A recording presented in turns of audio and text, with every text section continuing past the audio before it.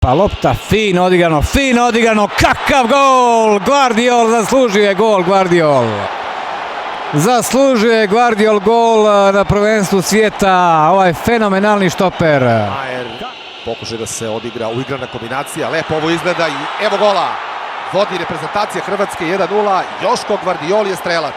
Ubačena lopta, povratni pas, evo šanse i vodi Hrvatska. Sjajna akcija reprezentacije Hrvatske. Majer za Perišića, Perišić u sredinu, Gvardiol i gol! Gol odmah! Krećemo na pravi način, 7. minuta, Joško Gvardiol! Perišić, vrlo lepo, 1-0 vodi Hrvatska. Sjajna akcija i lep pogodak već u 7. minutu. Majer za Perišić, spuštena sa glava, šansa 1-0! Gvardiol! Evo radostana Hrvatska, 7. minuta za vodstvo, 13:0. A defanzivec na Leipzig. Evo lopte za Maroko, evo šanse i evo gola, 1-1. Pa je li moguće, kako brz odgovor, 1-1.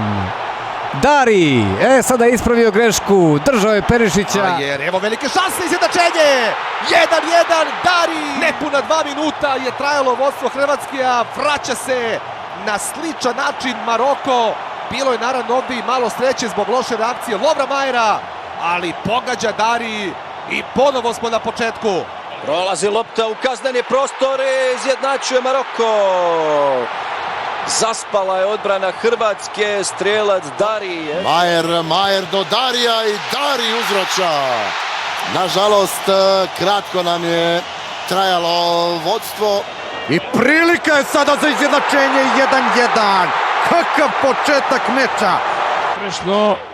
Ovo je opasno i nego gol za izravnuvanje. Koliko kratko samo Dari, centralen bek Nennata, pa centralen bek na drugata strana. Defanzivci kako golgeteri. Hrvatska Maroko 1-1 po 9 minuti. Alkanus, evo sada šanse i evo gola, 2-1 za Hrvatsku, Oršić. A evo sada kakve prilike i gol. 2-1 vodi Hrvatska, Mislav Oršić je strelac. Uspeo da savlada pod noa uz pomoć stative, 42. minut. Hrvatska vodi drugi put.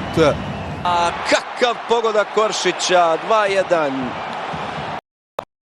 Koji je u začetku obećavao, ali na kraju se završio na najljepši mogući način ovim remek dijelom Mislava Oršića. Livaja odgodio za Oršića, Oršić,